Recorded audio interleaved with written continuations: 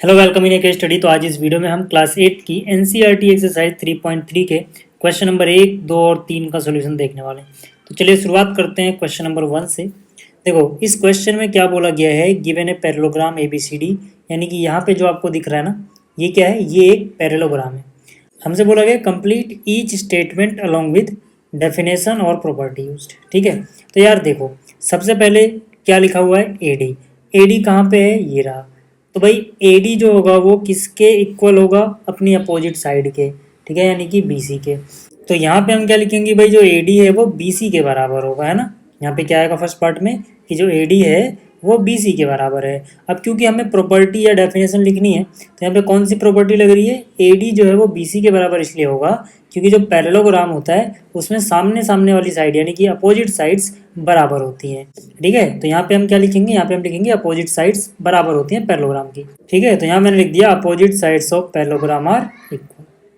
अच्छा, second part में क्या लिखा हुआ है कि भाई जो एंगल DCB है वो किसके बराबर होगा। एंगल DCB मतलब D से C पे जाओ, B पे निकलो, मतलब ये वाला एंगल। तो हमें पता है पैरेललोग्राम में अपोजिट एंगल बराबर होते हैं, यानी कि ये वाला एंगल बराबर होगा जिसका नाम हो जाएगा BAD, यानी कि ये वाला एंगल। ठीक है, तो इस पार्ट में हम क्या लिख देंगे, इस पार्ट में हम लिख देंगे कि एंगल DCB बराबर है एंगल BAD के। और इसका कारण क्या होगा, इसका कारण हो जाएगा वही कि अपोजिट एंगल बराबर होते हैं किसी पैरेललोग्राम के। तो यहाँ मैंने लिख दिया opposite angles of parallelogram are equal. अच्छा, थर्ड पार्ट में क्या बोल रहा है, OC किसके बराबर होगा। देखो जो OC है ना वो इस डायगोनल का एक टुकड़ा है, और हमें पता है कि पैरेललोग्राम के डायगोनल एक दूसरे को बाइसेक्ट करते हैं, मतलब जहाँ पे एक दूसरे को काटेंगे एक दूसरे को आधा आधा कर देंगे। ये इसके बराबर होगा और ये टुकड़ा इसके बराबर होगा, मतलब जो OC है वो बराबर हो जाएगा OA के। तो यहाँ पे हम लिखेंगे कि जो OC है वो OA के बराबर होगा।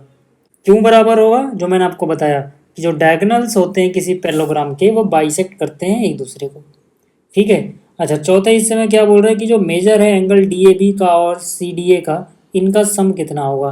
तो एंगल DAB मतलब D से A पे जाओ, B पे निकलो, यानी ये वाला एंगल। और CDA मतलब क्या, C से D पे जाओ, A पे निकलो, ये वाला एंगल। तो ये जो एंगल है ये क्या है, ये किसी पैरेललोग्राम के साथ साथ वाले यानी एडजेसेंट एंगल हैं जिनका सम आता है 180 डिग्री, ये मैंने आपको बताया था। ठीक है, तो यहाँ पे हम क्या लिख देंगे, यहाँ पे हम लिखेंगे कि भाई इन दोनों एंगल का सम 180 डिग्री आएगा। कारण में हम क्या लिखेंगे, एडजेसेंट एंगल्स ऑफ पैरेललोग्राम जो होते हैं उनका सम 180 आता है। इसलिए आता है क्योंकि ये देखो पैरेलल है, ये ट्रांसवर्सल है, तो ये क्या हो गए, ये को इंटीरियर एंगल की तरह ये तो वर्क कर रहे हैं, तो इनका सम कितना आएगा, इनका सम आएगा 180। ठीक है, ये समझ में आ गया। चलिए बात करते हैं क्वेश्चन नंबर 2 की।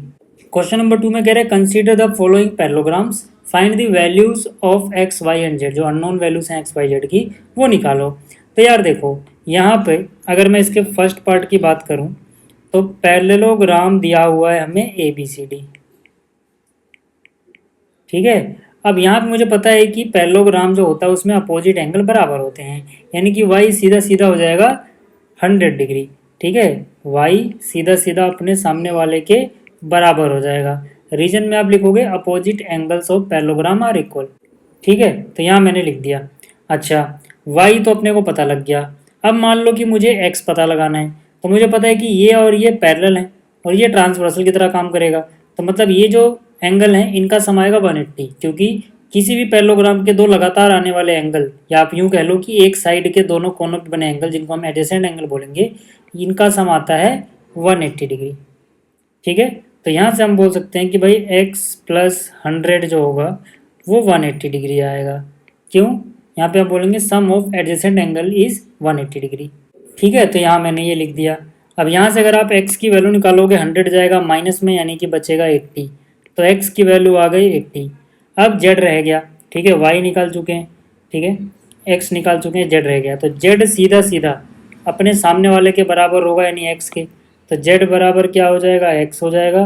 रीजन क्या लिखोगे, रीजन देखो यही वाला कॉपी कर दो। अपोजिट एंगल्स जो होते हैं पैरेललोग्राम के वो इक्वल होते हैं। ठीक है, तो z की वैल्यू x के बराबर है, x की वैल्यू कितनी आई है, x की वैल्यू 80 आई है, तो ये हो गया 80 डिग्री। ठीक है, फर्स्ट पार्ट समझ में आ गया। सेकंड पार्ट की बात करते हैं यानी इसकी। ठीक है, सेकंड पार्ट के लिए क्या करता हूँ मैं, चलो एक बार एक नया पेज लेते हैं और ये जो ठीक है अपने पास है इसको कॉपी पेस्ट कर लेते हैं यहाँ पर। ठीक, यहाँ पे आ जाओ। यहाँ पे अगर आप देखो तो मैं सीधा सीधा सेकंड पार्ट की बात करूँ, ठीक है, एक काम करते हैं ना, इसको हटा ही देते हैं पहले पार्ट को। ठीक, सेकंड पार्ट की अगर मैं बात करूँ तो यहाँ पे सीधा सीधा देखो आप कि भाई y+50 सीधा सीधा हो जाएगा 180 के बराबर। रीजन यहाँ पे आप लिख लेना, एडजेसेंट एंगलों पे पैरेललोग्राम आर सप्लीमेंट्री या फिर उनका सम 180 होता है, आप कुछ भी कह सकते हो। ठीक है, ये साथ साथ वाले एंगल कैसे पहचानोगे? कोई एक साइड लेना, उसके दोनों सिरों पे बने हुए एंगल, उनका सम आता है 180 डिग्री। ठीक, तो y इज इक्वल टू कितना हो जाएगा? 180 माइनस 50। ठीक है, यानी कि ये कितना हो जाएगा? 130 डिग्री। तो y की वैल्यू कितनी आ गई? y की वैल्यू आ गई 130 डिग्री। इसी तरह से यहाँ पे y जो है वो किसके बराबर होगा? x की, क्योंकि सामने सामने वाले एंगल हैं। ठीक है, तो x यहाँ से आप निकाल पाओगे, x बराबर y। कारण क्या लिखोगे? ये अपोजिट एंगल्स हैं तो बराबर होंगे, क्योंकि पैरेललोग्राम के अपोजिट एंगल बराबर होते हैं। तो x भी कितना हो गया? x भी हो गया 130 डिग्री। ठीक है, अच्छा, z भी आप अलग अलग तरीकों से निकाल सकते हो। जैसे z को आप सीधा सीधा भी y के बराबर बोल सकते हो। क्यों बराबर बोल सकते हो? ये ऑल्टरनेट एंगल है। कैसे हैं ऑल्टरनेट? समझाता हूँ, पहले लिख लो। देखो यार, ये इसके पैरेलल है तो ये हो गई ट्रांसवर्सल, तो एक इधर का एंगल एक इधर का एंगल, ऑल्टरनेट एंगल बोलते हैं ना इसको। जब दो लाइन या लाइन सेगमेंट ऐसे पैरेलल हो, कोई उन्हें काटे, तो एक इधर वाला एक इधर वाला, इंटीरियर ऑल्टरनेट एंगल है ना, बराबर होते हैं। तो z बराबर y आ गया, और y कितना है? y 130 है, यहाँ पे आप देख पा रहे हो। तो z भी आ गया 130। ठीक, ऐसे यहाँ पे आ जाओ इसके थर्ड पार्ट में। चलो अब बात करते हैं थर्ड पार्ट की। ठीक है, थर्ड पार्ट में देखो क्या है, आप ध्यान से देखना कि ये एक पैरेललोग्राम दिया गया है। ठीक, और ये इसके डायगोनल है। ये जो ऐसे चौकोर बना हुआ है, इसका मतलब है कि ये 90 डिग्री दिया हुआ है, याद रहे। ठीक है, तो यहाँ से सबसे आसान किसको निकालना है? x को। ठीक है, मैं सीधा सीधा क्या बोल सकता हूँ कि x जो होगा ना वो 90 के बराबर हो जाएगा। आप कहोगे कैसे? इसका रीजन है ये वर्टिकली अपोजिट एंगल है। ठीक है, वर्टिकली अपोजिट एंगल्स कैसे होते हैं? देखो, जैसे दो लाइन या लाइन सेगमेंट ऐसे काटें तो ये सामने सामने वाले कोण बराबर होते हैं। ठीक है, ऐसे ही देखो, यहाँ पर ये दोनों डायगोनल ऐसे काट रहे हैं तो ये वाला इसके वर्टिकली अपोजिट होगा, यानी ये दोनों आपस में बराबर होंगे, और इसी तरह से ये दोनों आपस में बराबर होंगे। हमारा मकसद भी इससे चल जाएगा काम। ठीक है, तो x किसके बराबर होगा? अपने सामने वाले। ठीक है, हमारा काम अभी इन दोनों से चल जा रहा है, यानी x निकालना है, तो x किसके बराबर हो गया? अपने सामने वाले के। सामने वाला कितना है? 90 है। कैसे पता लग रहा है? 90 तो लिखा नहीं हुआ। जब भी ऐसे चौकोर निशान है, समझ लो 90 का निशान होता है। तो x आ गया 90। ठीक है, अब यहाँ पे आप अगला कैसे निकाल सकते हो? y आसानी से निकाल सकते हो। कैसे? y प्लस एक्स प्लस 30 बराबर आएगा 180। ऐसा क्यों हुआ? क्योंकि देखो भाई, ये है एक ट्रायंगल, सिर्फ इतने फोकस करो। ट्रायंगल के तीनों एंगल का सम होता है 180। तो इस ट्रायंगल का एक एंगल आ गया y जो मैंने यहाँ पे लिखा, दूसरा एंगल आया x जो मैंने यहाँ लिखा, तीसरा एंगल 30 डिग्री दिया हुआ है जो यहाँ लिखा, तीनों को जोड़ के 180 आ गया। तो यहाँ पे क्या लिखोगे? Angle sum property of A triangle. ठीक है, अब जैसे इतना हुआ, अब क्या करो, x की वैल्यू 90 है ना, रख दो। तो y की जगह तो y रहेगा, x की जगह आ गया 90, प्लस में आ गया 30, बराबर में आ गया 180। ठीक है, तो y बराबर 180 अपनी जगह, 90 प्लस 30 कितना होगा? 120। 120 जाएगा इधर माइनस में, तो यहाँ से y की वैल्यू कितनी आ गई? 60। ठीक है, तो y पता लग गया 60। ठीक, अब मुझे x पता लग चुका है, मुझे y पता लग चुका है, z और पता लगाना है। z कैसे पता लगाओगे? ध्यान से देखो, मैं सीधा सीधा यहाँ कर रहा हूँ। ठीक है, मैं सीधा सीधा बोल सकता हूँ कि z जो है वो सीधा सीधा बराबर हो जाएगा y के। ऐसा क्यों होगा? उसका कारण बताता हूँ, ध्यान से देखना। पैरेललोग्राम की अपोजिट साइड पैरेलल होती हैं, बराबर भी होती हैं, लेकिन अभी हमें पैरेलल फोकस करना है। तो ये साइड इसके पैरेलल है और ये ट्रांसवर्सल। तो ये वाला एक इस तरफ का एंगल एक इस तरफ का एंगल ऑल्टरनेट इंटीरियर एंगल होते हैं। तो यहाँ पे आप लिख लो ऑल्टरनेट इंटीरियर एंगल।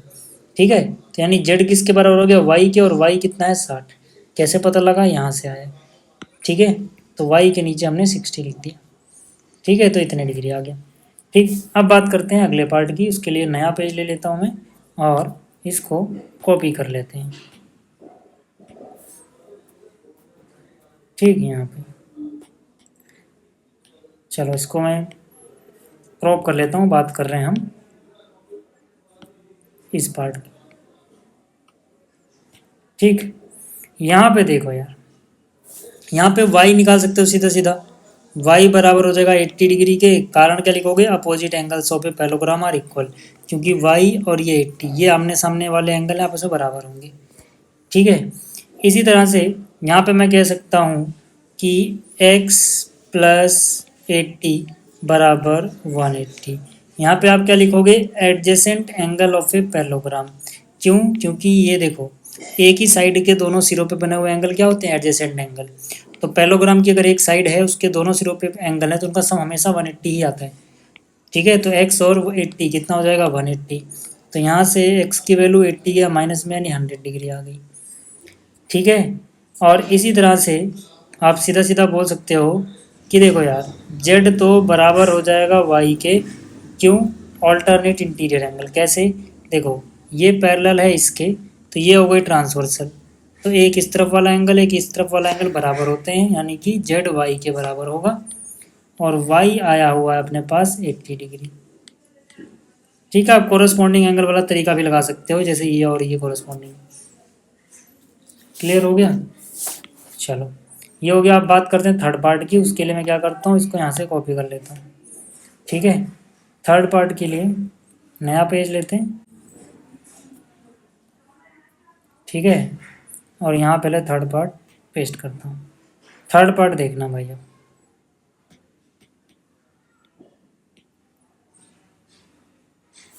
ठीक है, थर्ड पार्ट नहीं बल्कि फिफ्थ पार्ट बोलेंगे इसको। ठीक है, तो यहाँ से क्या हो जाएगा, ध्यान से देखो, सबसे आसान है y निकालना।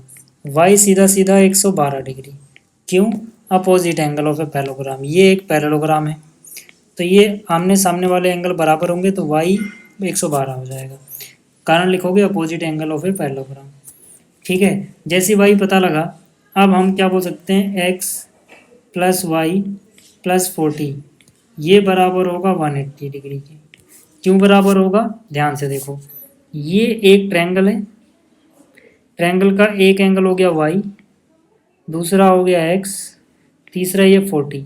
ट्रायंगल के तीनों एंगल का सम 180 होता है, इसको बोला जाता है angle sum property of A triangle. तो लिख लो यहाँ पे। ठीक है, अब मुझे x नहीं पता, लेकिन मुझे y पता है, कितना है 112, प्लस में कितना है 40, बराबर में कितना है 180। तो x प्लस 112 और 40 जोड़ोगे 152, बराबर आएगा 180। तो x की वैल्यू कितनी हो जाएगी, 180 माइनस 152, कितना बचेगा 28।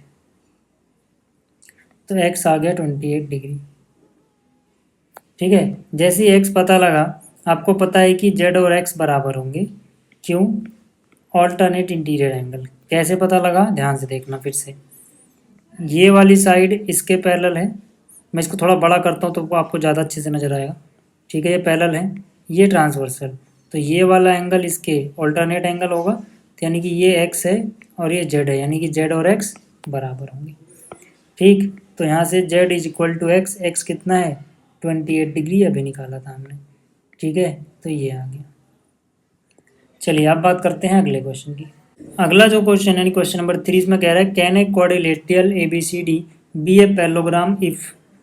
फर्स्ट पार्ट में क्या, डी और बी को जोड़ के आ जाए 180, तो हम बोलेंगे कि हो भी सकता है, नहीं भी हो सकता है। मतलब इसका आंसर आएगा कैन बी, मतलब हो तो सकता है कि अगर बी और डी को जोड़ के 180 आ रहा हो तो ये पैरेललोग्राम हो, लेकिन हमेशा ऐसा हो ऐसा ज़रूरी नहीं है। जैसे मान लो कि आपने एक रेक्टेंगल लिया, रेक्टेंगल भी एक पैरेललोग्राम होता है। अब रेक्टेंगल में क्योंकि हर एक एंगल ही 90 होता है, तो यहाँ पे ABCD लिया आपने, तो यहाँ से D यानी कि ये वाला एंगल और B यानी कि ये वाला एंगल, इनको जोड़ोगे तो 90 आएगा, मतलब जोड़ 180 आएगा, जोड़ के 180 आ रहा है, तो ये पैरेललोग्राम भी है।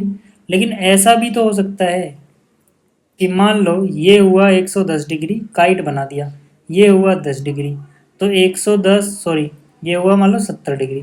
ठीक है, तो ये 110 और ये 70 कितना होएगा जोड़ के 180। ठीक है, ये अपोजिट एंगल है, मान लो A ये रहा, B ये रहा, C ये रहा, D ये रहा। तो यहाँ पे जो B है और जो D है, P और D को जोड़ के 180 आ रहा है, लेकिन ये पैरेललोग्राम नहीं है, काइट है, तो ऐसा भी हो सकता है। ठीक, अच्छा दूसरे पार्ट में क्या कह रहा है कि AB DC 8 सेंटीमीटर हो AD 4 सेंटीमीटर हो, BC 4.4 हो, तो क्या ये पैरेललोग्राम होगा? हम बोलेंगे नहीं होगा।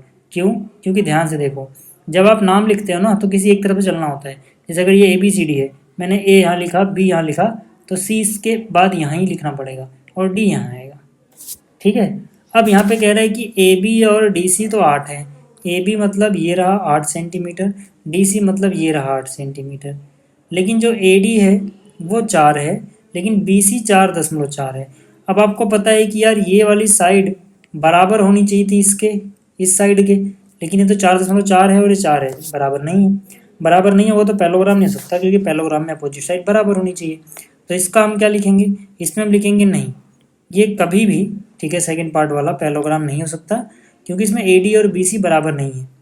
क्योंकि पैरेललोग्राम में वो साइड बराबर होनी ही चाहिए, जबकि यहाँ पे नहीं है, तो इसलिए नहीं बन सकता। ज़्यादा अच्छा रहेगा अगर आप एक फिगर बना के रख लेना अपने सामने, तो आपको समझने में आसानी होगी। अगला क्या है? A 70 है और C 65 है। तो यार अगर आप एक पैरेललोग्राम बनाओगे ना, मतलब एक क्वाड्रिलेटरल बनाओ अभी, ABCD, और उसमें देखोगे अगर ये पैरेललोग्राम होगा तो A के अपोजिट कौन आता है? C आता है। तो ये बराबर होना चाहिए, जबकि यहाँ पर तो A और C बराबर नहीं है, तो मतलब ये पैरेललोग्राम तो नहीं हो सकता। तो हम बोलेंगे नहीं, क्योंकि A और C बराबर नहीं है, जबकि पैरेललोग्राम में अपोजिट एंगल बराबर होने चाहिए थे। ठीक है, ये समझ में आ गया।